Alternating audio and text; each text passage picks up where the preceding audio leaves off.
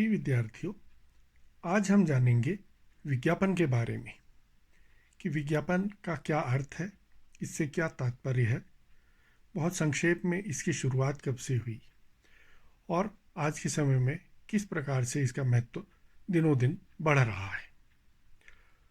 विज्ञापन शब्द अंग्रेजी में एडवर्टीजमेंट कहलाता है। एडवर्टीजमेंट शब्द जो है लैटिन के एडवर्ड वर्ड से बना है। एडवर्ड का मतलब किसी ओर आकर्षित होना।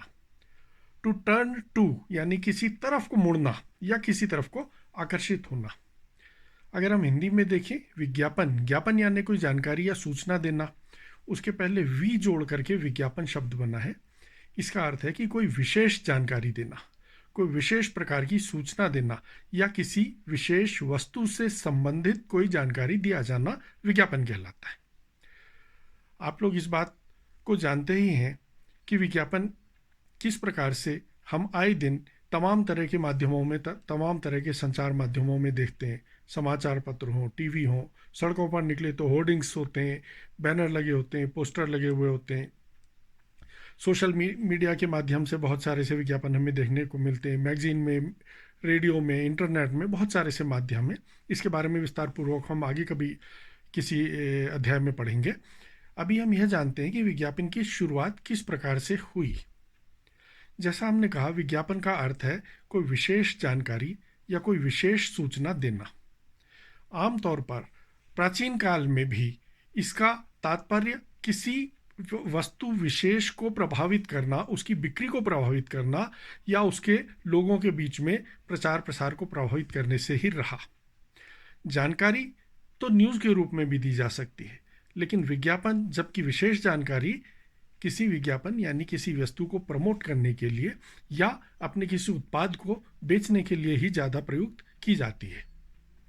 प्राचीन काल में लगभग 4000 वर्ष पूर्व हमें इस प्रकार के तमाम उदाहरण इतिहास में देखने को मिलते हैं कि जबकि अपने मन की बातें, अपने दिल की बातें दूसरों तक पहुंचाने के लिए मानव जाति ने तमाम प्रकार के साधनों का उपयोग प्रारंभ किया। इन साधनों में से वॉल पेंटिंग, रॉक पेंटिंग्स, गुफाओं के अंदर की जाने वाली पेंटिंग्स, मूर्ति कला, कठपुतली इत्यादि तमाम प्रकार के प्रयोग उनके द्वारा किए गए। इनका उस वक्त पर मुख्यतः उद्देश्य अपने जनजीवन के बारे में, अपने समाज के बारे में, अपनी सामाजिक संरचना के बारे में और अपनी जीवन शैली के बारे में दूसरे लोगों को जानकारी दिया जाना था। लेकिन इसी के बीच में विज्ञापन की भी शुरुआत हो गई थी। लगभग 4000 वर्ष पूर्व भी इस प्रकार के इजिप्ट में इस प्रकार के उदाहरण देखने को मिले कि जिनमें पेपायरस नामक एक पौधे से पेपायरस कागज का उत्पादन किया गया। उस कागज से पोस्टर इत्यादि बनाए गए और उन पोस्टरों के माध्यम से तमाम तरह की जानकारियां दूसरे लोगों को दी गई, जिनमें कि राजनीतिक किस्म के विज्ञापनों को भी देखा जा सकता है। इसके अतिरिक्त इजिप्ट में, ग्रीस में खोया पाया इस प्रकार के विज्ञापन जो आज भी बहुत ज़्यादा चलन में है, उस समय इस प्रकार के साधनों के माध्यम से दिए जाने के प्रमाण मिलते हैं। हमारे देश में अगर हम देखें तो 2500 से 4000 वर्ष पूर्व के बीच में लगभग कठपुतलियों के प्रदर्शन की शुरुआत हुई थी। कठपुतलियों के माध्यम से तमाम किस्म के संदेश दिए जाने की शुरुआत हुई थी। यद्यपि उनमें किसी वस्तु को या किसी उत्पाद को बेचे जाने संबंधी संदेश नहीं दिए जाते थे, लेकिन सामाजिक संदेश उनके माध्यम से सदैव दिए जाते रहे। कठपुतली का नृत्य आज भी अगर आप कहीं देखें तो उसमें कोई ना कोई एक कहानी उसके साथ चलती है, कोई ना कोई एक सामाजिक संदेश होता है और सामाजिक संदेश अपने आप में विज्ञापन ही है। आज भी हम देखते हैं कि बहुत सारे से सामाजिक संदेश सरकार द्वारा या अन्य व्यक्तियों द्वारा समय समय पर दिए जाते रहते हैं, जो कि विज्ञापन की श्रेणी में ही आते हैं। तो कठपुतलियों के नृत्य के माध्यम से समाज को विभिन्न प्रकार के जो संदेश दिए जाते थे, उसको भी हम विज्ञापन के रूप में मान सकते हैं। इसके बाद लगभग 7वीं से 11वीं शताब्दी के बीच में विभिन्न देशों में, चीन में इस प्रकार की प्रथा थी कि बांसुरी बजा करके कैंडी बेचे जाने के उदाहरण मिलते हैं कि कोई व्यक्ति कैंडी बेच रहा है और उसको बेचने के लिए, लोगों को आकर्षित करने के लिए बांसुरी का वादन कर रहा है साथ में। यह अपने आप में एक प्रकार का विज्ञापन ही था। धीरे धीरे समय बढ़ने के साथ इस प्रकार के विज्ञापनों की शुरुआत हुई कि लोगों ने स्ट्रीट क्रायर जिन्हें कहा गया, यूरोप में इस प्रकार की शुरुआत हुई। स्ट्रीट क्रायर का मतलब ये था कि व्यापारी जब कभी अपना सामान बेचने के लिए जाते थे तो किस स्थान पर कब कहाँ वो सामान की बिक्री करेंगे, इसकी जानकारी के लिए वो क्षेत्र के कुछ युवाओं को हायर कर लेते थे और उनके माध्यम से वो जाकर के इधर उधर ज़ोर ज़ोर से बोल करके समाज के बीच में लोगों करके उनकी बात को बताते थे कि कौन सा सामान कहाँ किस रूप में कब तक उपलब्ध रहेगा। उनको स्ट्रीट क्रायर कहा जाता था। स्ट्रीट क्रायर का उपयोग उसके बाद भी बहुत लंबे समय तक होता रहा। 16वीं-17वीं शताब्दी तक भी इस प्रकार के प्रयोग किए जाने के उदाहरण मिलते रहते हैं। 16वीं शताब्दी में जिस समय पर प्रिंटिंग की शुरुआत तो हो गई थी धीरे धीरे, लेकिन लोग पढ़े लिखे ज़्यादा नहीं थे। उस समय पर विज्ञापन करने के लिए 3 अलग अलग प्रकार की विधाओं का उपयोग किया गया, जिनमें से एक तो था ट्रेडमार्क, यानी कि किसी अपने उत्पाद के लिए कोई विशेष प्रकार का एक सिंबल तैयार करना।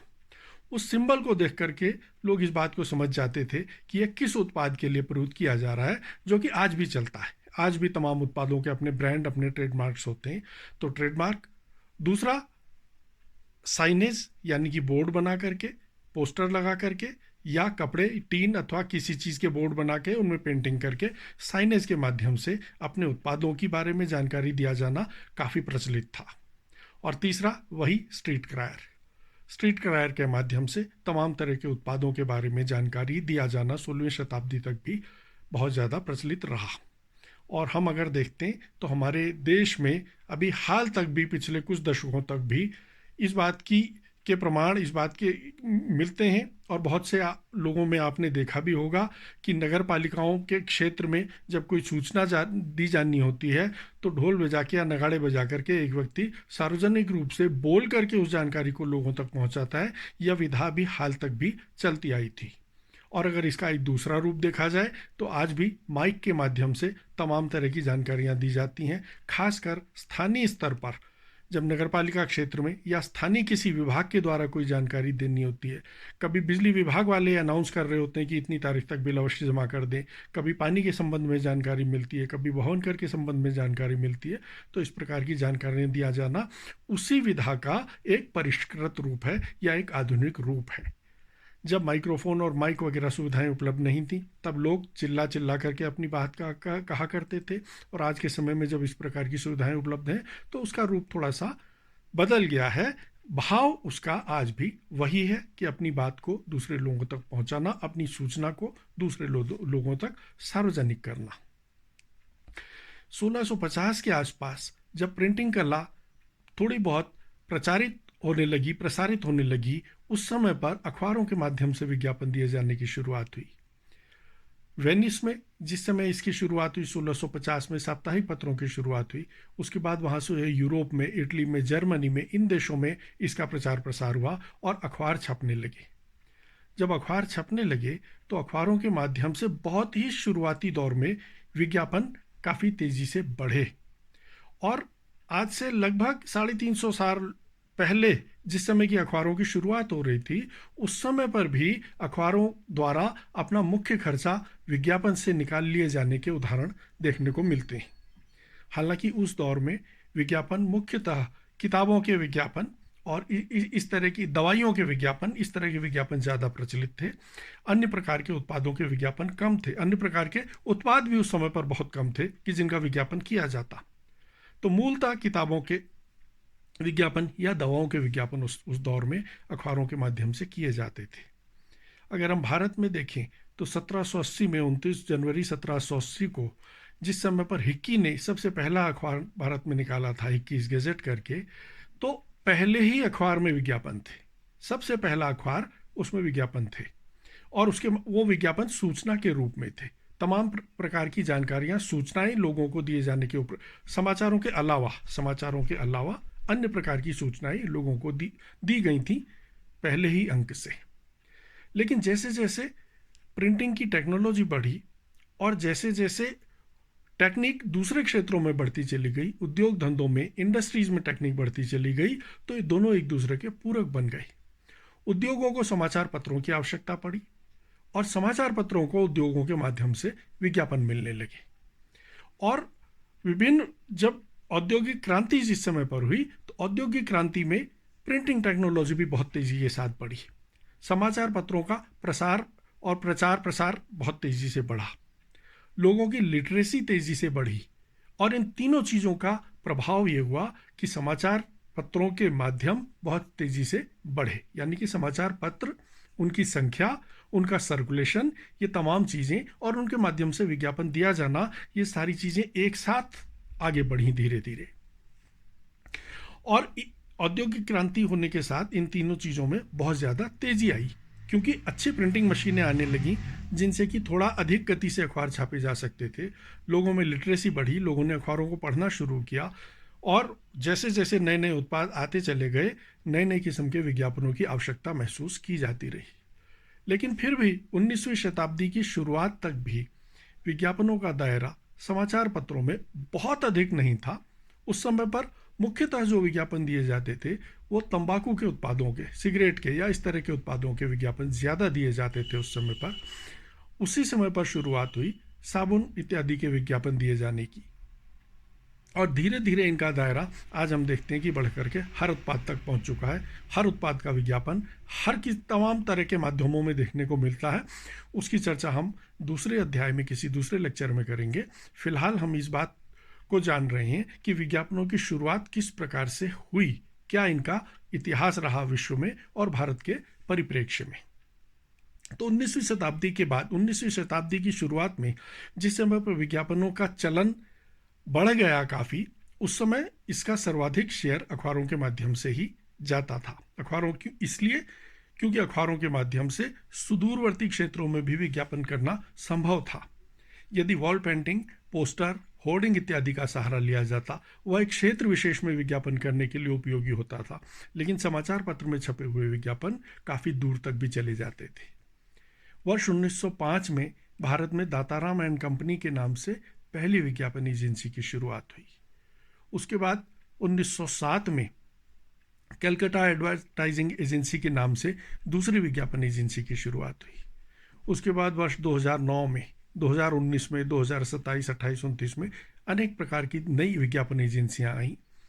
1929 में थॉमसन हिंदुस्तान विज्ञापन एजेंसी की शुरुआत हुई, और 1939 में जो भारत की एक बहुत बड़ी विज्ञापन एजेंसी भविष्य में चल करके बनी, Lintas, Lever International Advertising Services के नाम से विज्ञापन एजेंसी की शुरुआत हुई, जिसका भारत में तमाम तरह के ब्रांडों को स्थापित करने में, तमाम तरह के नए ब्रांडों को गढ़ने में बहुत बड़ा योगदान रहा।